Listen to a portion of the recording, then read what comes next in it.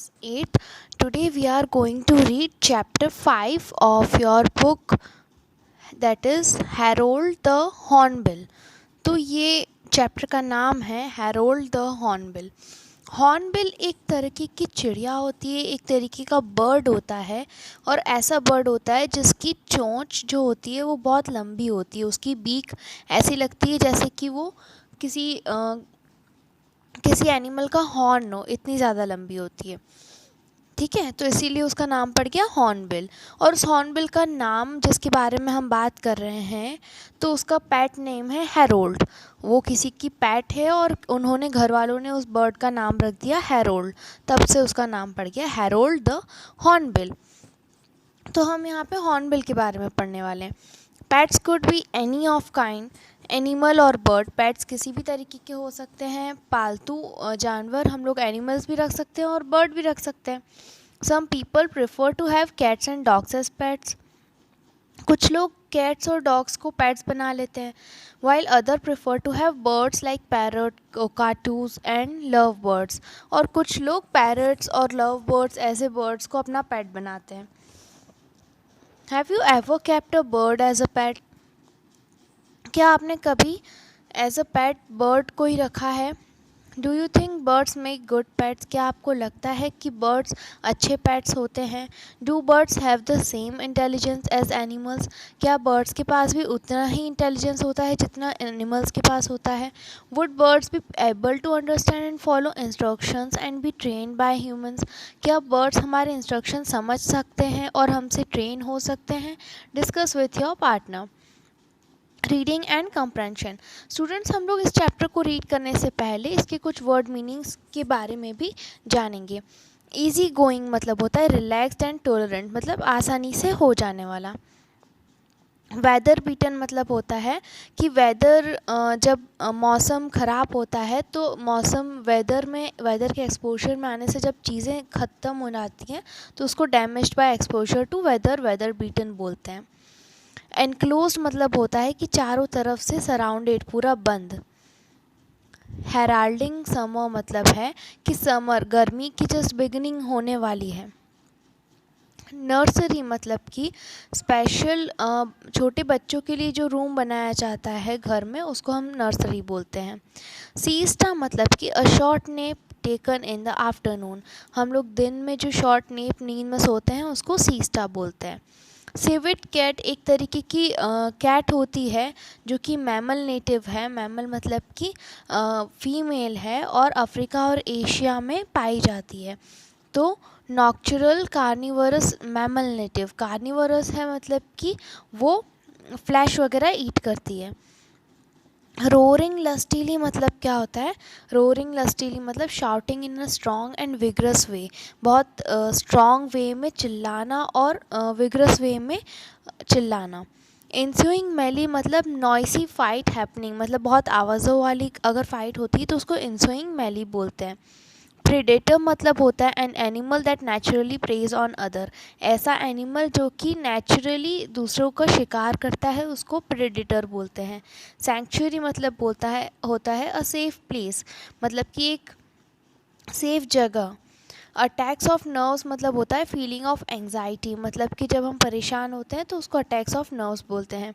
The descriptive sentences used in the paragraph make Harold the Hornbill seem like a person.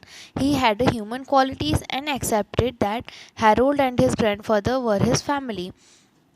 तो यहाँ पर descriptive sentences use किए गए हैं किसी किसी पैराग्राफ में, जो कि ये बताते हैं कि हैरोल्ड द हॉर्नबिल जो बर्ड था वो एक पर्सन जैसा ही रखता था.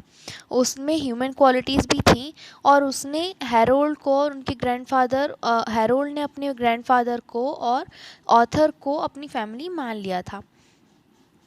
क्रैनिंग नेक मतलब नेक स्ट्रेच्ड आउट, मतलब कि उसकी जो गर्दन है वो बाहर की तरफ निकली हुई है. डिस्पेंस्ड विथ मतलब डन अवे विथ, मतलब कि जहाँ पे हमारी बात ख़त्म हो जाती है तो उसको डिस्पेंस्ड विथ बोलते हैं. टेंडेंसी राइट्स मतलब होता है right to temporary position. Temporary way में जब हमें कोई हक मिलते हैं तो हम उसे राइट टू टेम्पररी पोजीशन बोलते हैं. अलार्मिंगली कन्वर्स्ड मतलब होता है डिस्टर्बिंग मूवमेंट, मतलब ऐसी हरकतें करना जो डिस्टर्ब करती है दूसरों को, तो वो अलार्मिंगली कन्वर्स्ड। रॉकस बार्क्स मतलब हार्श कॉल्स, मतलब कड़ी तरीके से कॉल करना, मतलब पुकारना। Research and find out more about the special feature of the hornbill. Toy with anything मतलब कि किसी के साथ भी खेल लेना कैजुअल मैनर में। अननर्विंग मतलब डिस्ट्रेसिंग, मतलब कि परेशान करने वाला। Animals and birds have a special sense that gives them the power to sense weather changes. Animals और बर्ड्स में स्पेशल सेंसेस होते हैं जो कि मौसम अगर बिगड़ने वाला होता है या चेंज होने वाला होता है तो वो सेंस कर लेते हैं पहले से। कैटास्ट्रोफ्स एंड नेचुरल डिज़ास्टर्स, तो नेचुरल डिज़ास्टर्स या वेदर चेंजेस कुछ भी होने वाली होती है, अनहोनी होने वाली होती है, तो एनिमल्स और बर्ड्स को पहले पता चलता है। Let's read about the author. Ruskin Bond, born 19 May 1934, is an award-winning Indian author of British descent. He is much renowned for his role in promoting children's literature in India. तो Ruskin bond जिन्होंने ये लिखा है literature, तो वो award winning Indian author हैं। उन्होंने British decent में ये लिटरेचर लिखा है। वो सबसे ज़्यादा जाने जाते हैं बच्चों के लिटरेचर को इंडिया में प्रमोट करने के लिए। He is written over 500 short stories, उन्होंने 500 शॉर्ट स्टोरीज़ लिखी हैं, एसेज और नॉवेल्स लिखे हैं। His popular novel The Blue Umbrella was made into a Hindi film which was awarded the National Film Award for Best Children's Film. उनकी जो novel है blue umbrella, उससे एक हिंदी फिल्म भी बनी है जो कि अवार्ड हुई है as a national film award as the best children's film in 2007. He is also the author of more than 50 books. 50 से भी ज़्यादा उन्होंने बुक्स लिखी हैं for children and volumes of autobiography. तो ऑटोबायोग्राफी भी उन्होंने अपनी लिखी है। Now let's come to the chapter. Let's begin with the chapter. Harold the Hornbill is a short story by Ruskin Bond. Ruskin Bond's grandfather was an animal lover and was in the habit of keeping a collection of animals and birds at his home. तो Harold the hornbill एक short story है जो कि Ruskin bond ने लिखी है। Ruskin bond के जो ग्रैंडफादर थे वो एक एनिमल लवर थे, उनको एनिमल्स बहुत पसंद थे और वो एनिमल्स का कलेक्शन अपने घर पे एज अ पैट रखते थे, एनिमल्स और बर्ड्स का collection. Harold was a PAT hornbill that the author had when he was a child. तो ऑथर रस्किन जो हैं उनके पास में हैरोल्ड एक पैट हॉर्नबिल थी, एक पैट हॉर्नबिल नाम का बर्ड था। तो हॉर्नबिल बर्ड था और उसका नाम हैरोल्ड था। तो ऑथर जब छोटे थे तब उनके पास एज अ पैट हॉर्नबिल थी। Harold's mother, like all good hornbills, was most of the careful of wives. His father, the most easygoing of husbands. तो हैरोल्ड की जो मॉम थी वो दूसरी अच्छी हॉर्नबिल्स की तरह एक केयरफुल वाइफ थी, और उनके जो फादर थे हैरोल्ड यानी कि उस बर्ड के जो फादर थे वो इजी गोइंग हस्बैंड थे, मतलब कि रिलैक्स्ड और टॉलरेंट हस्बैंड थे। जनवरी में long before the flame tree flowered, यानी कि जनवरी में गर्मी के जस्ट पहले, फ्लेम मतलब आग, तो उसका मतलब क्या है, गर्मी के जस्ट पहले जब ट्रीज़ में फ्लावर्स वगैरह लगे हुए थे तो Harold's father took his wife into a great hole high in the tree trunk where his father and his father's father had taken their brides at the same time everywhere. हर साल उनकी hornbills की generation में, मतलब उनके पापा और उनके पापा के पापा इस टाइम पर अपनी वाइफ्स को ट्री की एक ट्रंक के एक होल में छोड़ते थे ताकि वो अपने बच्चों को जन्म दे पाएँ। तो हैरोल्ड की मदर को भी वहाँ पर छोड़ा गया, किसने, हैरोल्ड के फादर ने। In this weather beaten hollow generation upon generation of hornbills had been raised. और यहीं पर ये वेदर बीटन हॉलो में, वेदर बीटन हॉलो मतलब कि जो वेदर से एक्सपोज होने पे डैमेज हो जाता है, तो इसीलिए इसके डर से जनरेशन जो थी हॉर्नबिल्स की वो रेज हुई थी। And Harold's mother, like those before her, was enclosed within the hole by a sturdy wall of earth, sticks and dung. तो हैरोल्ड की मदर भी हैरोल्ड के होने से पहले उस होल में उनको बंद कर दिया गया था जिसकी वॉल अर्थ, स्टिक्स और डंग की बनी हुई थी। Harold's father left a small slit in center of this wall to enable him to communicate with his wife whenever he felt like a chat. Harold के फादर ने उस जो वॉल में एक छोटा सा सेंटर बनाया था ताकि वो अपनी वाइफ से कम्युनिकेट कर सके और उन्हें खाना पानी दे सके. Walled up in her uncomfortable room, Harold's mother was a prisoner for over 2 months. तो एक uncomfortable room में रहना हैरोल्ड की मदर के लिए एक प्रिजनर जैसा था, मतलब कि एक जेल का कैदी हो, और 2 महीने तक वो वहाँ पर रही थी. During this period an egg was laid and Harold was born. और इसी समय एक एग उन्होंने दिया था और हैरोल्ड का जन्म हुआ. In this naked boyhood Harold was no beauty. जब वो छोटा था हैरोल्ड तो उस इतना ज़्यादा ब्यूटीफुल नहीं लगता था. His most promising future was his flaming red bill. उसका सबसे अच्छा फीचर क्या था कि उसकी फ्लेमिंग रेड बिल थी. फ्लेमिंग रेड बिल मतलब उसकी जो चोंच थी वो फ्लेमिंग और रेड कलर की थी. Matching the blossoms of the flame tree. तो जो ट्री था जिसमें रेड कलर के फूल उगते थे उस तरीके की उसकी क्या थी, बीक थी. Which was now ablaze. और जो ब्लॉसम्स थे ट्री के वो अब अब्लेज हो चुके थे, मतलब कि 2 महीने हो चुके थे, गर्मी आने वाली थी और ट्रीज़ नीचे गिर चुके थे. Heralding summer. हेराल्डिंग समर मतलब कि गर्मी आने का इंडिकेशन देना. He had a stomach that could never be field. Harold को खाने की बहुत आदत थी तो उसका पेट ऐसा था कि उसे कभी फील करना बहुत मुश्किल था. Despite the best efforts of his parents who brought him pieces of jackfruit and berries from the banyan tree. तो हैरोल्ड के पेरेंट्स यानी कि उसके मदर और फादर उसके लिए pieces of jackfruit, berries, banyan trees से बहुत कुछ लेकर आते थे. As he grew bigger the room become more crammed. और जैसे ही वो बड़ा हुआ तो रूम और ज़्यादा छोटा लगने लग गया. And one day his mother burst through the wall. और एक दिन उस रूम की वॉल में से उसकी मदर बाहर निकल कर आ गई. Spread out her wings and sailed over the tree tops. और उसकी मदर ने अपने विंग्स फैलाए और ट्री टॉप्स पर जाकर बैठ गई. Her husband pretended that he was glad to see her about. और उसके जो हस्बैंड थे उनको अच्छा लगा उनको बाहर देखकर, ग्लैड थे वो. And played with her. और उनके साथ खेलने लग गए. Expressing his delight with deep gurgles and throaty chuckles. और वो अपनी खुशी कैसे बयां कर रहे थे, गर्गल और थ्रोटी चकल करके, मतलब जो आवाज़ें होती है बर्ड्स की वो करके. Then they repaired the wall of the nursery so the Harold would not fall out. और उसके बाद में वो जो रूम था जो यंग सन के लिए जो अब टूट चुका था उसको फिर से उन्होंने रिपेयर करा ताकि हैरोल्ड नीचे न गिर जाए. Harold was quite happy in his cell and felt no urge for freedom. He was putting on weight and feathers and acquiring a philosophy of his own. तो हैरोल्ड बहुत ज़्यादा हैप्पी था उसके रूम में और उसको फ्रीडम की कोई इच्छा भी नहीं थी कि वो बाहर निकल के खेले. He was putting on weight. उसका वेट बढ़ता जा रहा था और फेदर्स भी मोटे होते जा रहे थे और वो अपनी खुद की फ़िलोसॉफ़ी बनाता जा रहा था. Then something happen to change the course of his life. और फिर कुछ हुआ जिसने उसकी लाइफ बदल दी. One afternoon he was awaken from his siesta by a loud thumping, a quite sound different from that made by his parents. Afternoon में जब वो सो रहा था तो उसकी सीस्टा में से वो जागा किससे, उसके जो रूम था उस पर एक लाउड थम्पिंग हुई, थपथपाने की आवाज़ आई. और ये कुछ ऐसा साउंड था जो उसके पेरेंट्स कभी नहीं करते थे, उससे डिफरेंट साउंड था. सून द वॉल गेव वे. और उसके बाद में जो दीवार थी रूम की वो टूट गई. And there was something large and yellow and furry staring at him. और कुछ बड़ा सा येलो और फर वाला उसे घूर रहा था. Not his parents bills. वो उसकी पेरेंट्स की चोंच या उनके बिल्स नहीं थे.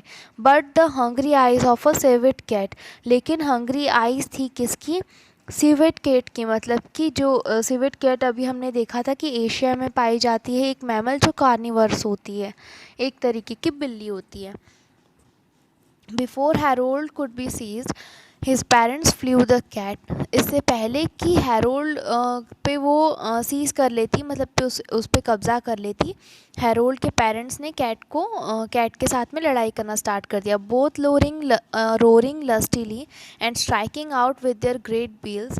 और दोनों ही उसके पेरेंट्स उस पर रोर करते हुए अपनी आँखों से ग्रेट बिल से उसको देखते हुए। In the ensuing melee Harold tumble out of his nest and landed on the garden path. और यही जो इंसुइंग मिली हो रही थी, जो लाउड नॉइस में, आवाज़ों में जो फाइट हो रही थी, तो हैरोल्ड इस सब के चक्कर में नीचे गिर गया और वो गार्डन के पाथ पर नीचे आ गया।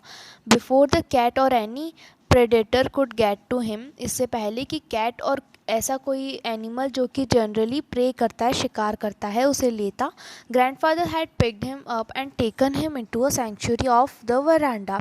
ग्रैंडफादर ने, रस्किन के ग्रैंडफादर ने उसको उठाया और वरांडा की सेंचुरी में एक सेफ प्लेस में रख दिया। Harold had lost some wing feathers and did not took as though he would be able to survive on his own। और हैरोल्ड ने अपने विंग फेदर्स जो थे, उसके जो पंख थे, वो कुछ खो दिए थे और इसलिए वो उड़ने के लिए नहीं उड़ पा रहा था और वो सरवाइव भी शायद ही करता। So we made an enclosure for him in the front veranda of our north Indian home. इसलिए रस्किन ने और उनके ग्रैंडफादर ने वरांडा में, उनका जो नॉर्थ इंडियन होम था, उसमें एक सॉफ्ट एनक्लोजर बनाया, यानी कि 4 दीवारों का एक रूम बनाया। And grandfather and I took over the duties of his parents. और उसके बाद से ग्रैंडफादर ने और रस्किन ने, उन दोनों ने ही मिलके हैरोल्ड के पेरेंट्स की ड्यूटीज़ निभाई। Harold had a simple outlook and once he had got over some early attacks of nerves. Harold का सिंपल आउटलुक था, मतलब कि उसका नेचर कुछ बदला नहीं था, लेकिन फिर भी उसको एंग्जाइटीज़ होती थी, चिंता होती थी। He began to welcome the approach of people. और फिर भी वो लोगों के अप्रोचेस को वेलकम करना उसने स्टार्ट कर दिया, मतलब ह्यूमन लाइफ में जीना स्टार्ट कर दिया। Grandfather and I meet the arrival of food and he greeted us with craning neck, quivering open bill and a loud croaking का की। तो जब भी ग्रैंडफादर रस्किन आते थे उससे मिलने, तो उसे ऐसा लगता था कि वो खाना देने आए हैं और वो अपनी कार्निंग नेक मतलब कि उसकी लंबी गर्दन, क्वेरिंग ओपन बिल मतलब कि आइज़, तो उसकी ओपन आइज़ ओपन करके एंड अ लाउड क्रोकिंग का की, और उसकी जो आवाज़ थी लाउड मतलब कि हम बोलते हैं बहुत तेज़ आवाज़, का की, इस टाइप की आवाज़ करके वो उन्हें बुलाता था, ग्रीट करता था। फ्रूट, इंसेक्ट और animal food and green leaves were all welcome. वो सभी कुछ खा सकता था, fruit, insect, animal food, green leaves. We soon dispensed with the enclosure, but the Harold made no effort to go away। हम मतलब कि रस्किन ने और ग्रैंडफादर ने उसके इनक्लोजर में उसको बाहर भी निकाला, लेकिन हैरोल्ड ने कोई एफर्ट नहीं डाला कि वो वहाँ से दूर चला जाए। ही हैड डिफ़िकल्टी फ्लाइंग, उसको उड़ने में डिफ़िकल्टी हो रही थी। In fact he asserted his tenancy rights, यानी कि उसने अपने टेनेंसी राइट्स, उसके जो हक हैं वो हजर्ट करने की कोशिश भी करी। At least as far as the veranda was concerned, सिर्फ वरांडा तक ही वो ज़्यादा उड़ पाया, उसके ज़्यादा नहीं उड़ पाया। One afternoon a veranda tea party was suddenly and alarmingly conversed by a flash of black and white and noisy flapping. तो एक दिन में वरांडा में एक टी पार्टी थी और टी पार्टी के दौरान एक अलार्मिंगली कन्वर्स हो रहा था, मतलब कि डिस्टर्बेंस क्रिएट हो रहा था, उसको black and white noisy flapping हो रही थी। And behold the last and only loaf of bread had been seized and carried off to his perch near the ceiling.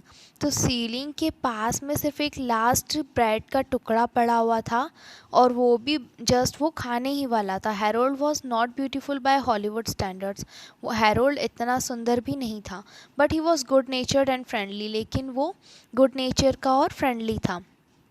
And he remained on good terms with most of the household during a lifetime of 12 years. और वो house hold मतलब कि पूरे परिवार से बहुत अच्छे terms के साथ उसने व्यवहार किया है पूरे 12 साल के उसके लाइफ टाइम में, मतलब 12 साल तक वो उनका पेट रहा था। Harold's best friend were those who fed him, Harold अपने बेस्ट फ्रेंड उनको बना लेता था जो उसको खाना खिलाते थे। And he was willing even to share his food with us, और अपने फ्रेंड्स के साथ में वो खाना शेयर भी करता था। Sometimes trying to feed me with his great big, और कभी कभी अपनी लंबी चोंच से वो रस्किन को भी खिलाता था। While I turned down to his offers of beetles and similar delicacies, और जैसे ही वो नीचे झुकते थे रस्किन, वो डेलिकेसीज जो वो अपनी बीक में से खिलाते थे वो खाने के लिए। I did occasionally share a banana with him. तो जनरली पोइट, ये जो ऑथर है रस्किन, वो उसके साथ बनाना शेयर करते थे। Eating was a serious business for Harold. खाना हैरोल्ड को बहुत सीरियस लगता था, मतलब खाना उसको अच्छा लगता था। And if there was any delayed meal time he would summon me with raucous barks. तो जब उसको खाने में देर हो जाती थी तब वो पोइट ऑथर को रकस बाग्स करके, मतलब कि स्ट्रिक्ट कॉल करके बुलाता था, and vigorous bangs of his bill on the woodwork of the kitchen window. और वो उसकी जो आँखों की बैंग्स होती है वो किचन विंडो में से ऐसे देखा करता था। He loved bananas and dates and balls of boiled rice. तो उसको बनानास खाना, डेट्स खाना और बॉइल्ड राइस की बॉल्स खाना बहुत अच्छा लगता था। I would throw him the rice balls and he would catch them in his beak. और ऑथर उसको राइस बॉल्स फेंकते थे और वो अपनी बीक में उनको कैच कर लेता था। Toss them in the air, हवा में उनको टॉस करता था, and let them drop into his open mouth. और फिर वो अपने ओपन माउथ में उसे खा लेता था। He perfected this trick of catching things. और थिंग्स को ऐसे कैच करने की ट्रिक में वो परफेक्शन अपना लिया था हैरोल्ड ने। And in time, I taught him to catch a tennis ball thrown with some force from a distance of 15 yards. तो 15 yards के डिस्टेंस से ऑथर ने कुछ समय बाद टेनिस बॉल को कैच करना सिखा दिया था हैरोल्ड को। He would have made a great baseball catcher. और वो एक ग्रेट बेसबॉल कैचर भी बन सकता था। हैविंग नो फैमिली, प्रोफेशन और religion, Harold gave much time and thought to his personal appearance। और फैमिली नहीं थी, कोई प्रोफेशन भी नहीं था और कोई रिलीजन भी नहीं था, तो हैरोल्ड ने अपना बहुत सारा टाइम सिर्फ अपने पर्सनल अपीयरेंस के ऊपर सोचने में दिया था। He carried a rough pot on his person and used it very skilfully as an item of his morning toilet. उसने एक रफ पॉट को, जैसे कि एक इंसान स्किलफुली एक टॉयलेट यूज़ करता है, वैसे एक पॉट को उसने अपना मॉर्निंग टॉयलेट बना लिया था। His rough pot was a small gland situated about the roots of his tail feathers. तो ये रफ पॉट एक छोटा सा पॉट था जो कहाँ पर था, उसके फेदर्स के जस्ट ऊपर तक वो आता था। It produced a rich yellow fluid. तो ये जो पॉट था उसमें से येलो कलर का कलर निकल जाता था। Harold would dip into his rough pot from time to time, then rub the colour over his feathers. तो हैरोल्ड क्या करता था, वो जो पॉट था जिसमें से पानी निकल रहा है, जैसे इंसान मुंह वगैरह धोते हैं, फ्रेश होते हैं, तो वो उस येलो कलर की वाटर में अपना हेड डिप करता था और वो उसको अपने फेदर्स पे लगा लेता था। Harold would dip into his rough pot from time to time and then rub the color over his feathers and the back of his neck। और अपनी neck के back पे भी लगा लेता था। It would come off on my hands whenever I touched him। और कभी कभी जब रस्किन उसको टच करते थे तो वो कलर उनके हाथों में लग जाता था। Harold would toy with anything bright और ग्लिटरिंग। हैरोल्ड हर ब्राइट चीज़ के साथ खेलना पसंद करता था। ब्राइट मतलब जो भी चीज़ चमकती है। Often swallowing it afterward. और बाद में उसे वो स्वेलो कर लेता था, मतलब कि निगल लेता था। On one occasion he seized a rupee coin from me. एक ओकेजन के दिन, यानी कि एक दिन एक कॉइन उनसे छीन लिया, रस्किन से छीन लिया हैरोल्ड ने। A week's pocket money in those days. उन दिनों उनकी एक वीक की पॉकेट मनी थी। And a swallowed it neatly. और एक रुपी कॉइन को उसने स्वेलो कर लिया, निगल भी लिया। I never saw the coin again. और फिर से उस कॉइन को ऑथर ने कभी नहीं देखा। Although I followed him about in the hope that the coin might be ejected. और कभी कभी वो ये होप में उसको फॉलो भी करते थे कि शायद कॉइन उसमें से निकल जाए। As were my marbles from time to time. Time to time कभी कभी जो ऑथर की मार्बल्स थी वो भी निकल जाती थी, जो वो निकल जाता था। Only once did they really misbehave. तो हैरोल्ड ने सिर्फ एक दिन मिसबिहेव किया था। That was when he removed a lighted cigar from the hand of an American cousin who was visiting us. एक दिन ऑथर के घर पर उनकी एक अमेरिकन कज़िन आए हुए थे और उनके हाथ से एक लाइटेड सिगार, मतलब कि जली हुई सिगरेट रिमूव, मतलब छीन ली थी हैरोल्ड ने। क्यों? क्योंकि वो चमक रही थी, तो चमकती चीज़ों के साथ उसे खेलना अच्छा लगता था। Harold swallowed the cigar, cigar को उसने निगल लिया। It was a moving experience for Harold, ये हैरोल्ड के लिए एक मूविंग एक्सपीरियंस था। And unnerving for our guest, और उसकी गेस्ट के लिए डिस्ट्रेसिंग था, मतलब कि स्ट्रेसफुल था थोड़ा बहुत। Although Harold never seem to drink any water, Harold कभी पानी नहीं पीता था। ही लव्ड द रेन, लेकिन फिर भी उसे बारिश आना बहुत पसंद था। He always knew when it was going to rain, उसे पता चल जाता था कि बारिश कब होने वाली है। Because Harold would start chuckling to himself about an hour before the first and of fell. पहली बारिश की बूंदें गिरने से 1 घंटा पहले ही वो चक्कर करना स्टार्ट कर देता था, खुश हो जाता था और आवाज़ें करने लगता था। This used to irritate my aunt Ruby, aunt Ruby को ये बहुत मतलब ऐसा परेशानी होती थी जब वो चक्कर करता था। She was always being caught in the rain, वो हमेशा बारिश में एक बार वो बारिश में पकड़ी गई, मतलब भीग गई। Harold would be चकलिंग when she left the house, जब वो घर से बाहर निकल रही थी तब भी हैरोल्ड चक्कर कर रहा होगा, मतलब कि बारिश होने से 1 घंटा पहले उसे पता चल जाता था। तो एक बार वो चक्कर कर रहा होगा और आंटी घर से निकल रही होंगी, लेकिन जब वो वापस आई तो वो बारिश में भीगी हुई थी। And when she return drenched to the skin he would be in fits of laughter, और जैसे ही वो रिटर्न होती हैं पूरी स्किन उनकी भीगी हुई होती है, तब सब लोग हंसने लगते हैं। As the storm clouds gathered, जैसे ही बादल घिर जाते थे, and gust of wind shook the banana trees, और बनाना ट्रीज पे हवाओं के झोंके लहराने लगते हैं। Harold would get very excited, Harold बहुत ज़्यादा खुश हो जाता था। And his chuckle would have change to an eerie whistle, और उसकी चकल एक लाउडली विसल में, विसल मतलब कि सीटी में चेंज हो जाती थी। वी ही वुड स्क्रीम, इस तरीके से वो चिल्लाता था। And then as the first drops of rain hit the veranda steps, और जैसे ही वरांडा स्टेप्स में रेन की फर्स्ट ड्रॉप्स गिरती हैं, and the scent of the freshen earth pass through the house, और पूरे घर में अर्थ की जो फ्रेशन सेंट होती है वो पास हो जाती है। He would start roaring with pleasure, वो प्लेजर से, खुशी से चिल्लाने लगता था। The wind swept the rain into veranda, हवा से रेन वरांडा के अंदर आ जाती थी। And Harold would spread out with pleasure, और हैरोल्ड खुशी से चहक उठता था। His wings with dance, spread out his wings with dance, वो अपने पंख फैला के डांस करने लगता था। Tumbling about like a circus clown, और वो ऐसे घूमने लगता था जैसे वो सर्कस का एक जोकर हो।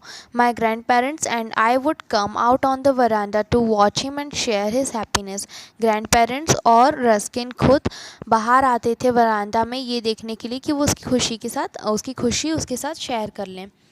Many years later I still miss Harold's raucous bark, इतने सालों बाद भी उसकी लाउड बाक, उसकी आवाज़ सुननी मिस करते हैं हैरोल्ड की, Ruskin. And the banging of his great bill, और उसकी आँखों की जो चमचमाहट थी वो। If there is a heaven for good hornbills, अगर गुड हॉर्नबिल्स, अच्छी हॉर्नबिल्स के लिए कोई स्वर्ग है, I hope he is getting all the summer showers he could wish for, और मैं आशा करता हूँ कि वो सारे समर शावर्स, मतलब गर्मियों में जितनी भी गर्मी के टाइम पे, गर्मी आने से पहले जितने भी शावर्स होती हैं, बारिश होती हैं, वो सारी वो देख रहा होगा। And plenty of tennis balls to catch, और उसे बहुत सारी टेनिस बॉल्स मिल रही होंगी कैच करने के लिए। So this is the chapter about hornbill, Harold the hornbill. I hope students आपको ये चैप्टर समझ आया होगा। Write down this word meanings in your note copy till here, अननर्विंग, distressing, यहाँ तक आपको सारे वर्ड मीनिंग्स लिखने हैं अपनी कॉपी में, एंड एक्सरसाइजेज भी करनी है। सो फ़िलहाल हम लोग यही चैप्टर समझ लेते हैं, and next day we will do the let's try questions.